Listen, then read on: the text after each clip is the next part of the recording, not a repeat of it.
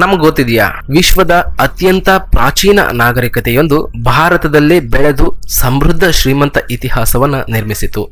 ಇದನ್ನ ನಾವು ಸಿಂಧು ಸರಸ್ವತಿ ನಾಗರಿಕತೆ ಎಂದು ಕರೆಯುತ್ತೇವೆ. ಈ ನಾಗರಿಕತೆಯನ್ನ ದಯಾರಾಮ್ ಸಹಾನಿ 1921ರಲ್ಲಿ ಪತ್ತೆ ಹಚ್ಚುತ್ತಾರೆ. ಹಾಗೆ RD ಬ್ಯಾನರ್ಜಿ ಇವರು ಕೂಡ ಮೆಹೆಂಜೋದಾರ ನಗರವನ್ನ ಪತ್ತೆ ಹಚ್ಚಿದ್ರು. ಇವು ಈಗ ಪ್ರಸ್ತುತ ಪಾಕಿಸ್ತಾನದಲ್ಲಿವೆ. ಇನ್ನು ಸಿಂಧು ನಾಗರಿಕತೆ ಪಾಕಿಸ್ತಾನ ಮತ್ತು ಉತ್ತರ ಪಶ್ಚಿಮ ಭಾರತದಲ್ಲಿ ಸಿಂಧು ನದಿ ಅವಲಂಬಿತ ಭೂಪ್ರದೇಶದಲ್ಲಿ ಹುಟ್ಟಿಕೊಂಡಿತು. ಪಾಶ್ಚಿಮಾತ್ಯ ವಿದ್ವಾಂಸರ ಪ್ರಕಾರ ಈ ನಾಗರಿಕತೆಗೆ ಕ್ರಿಸ್ತಪೂರ್ವ 3000 ವರ್ಷಗಳಿಂದ ಕ್ರಿಸ್ತಪೂರ್ವ 1300 ವರ್ಷಗಳ ಅಂತರದ ಇತಿಹಾಸ ಇದೆ ಎಂದು ಹೇಳಲಾಗುತ್ತಿದೆ.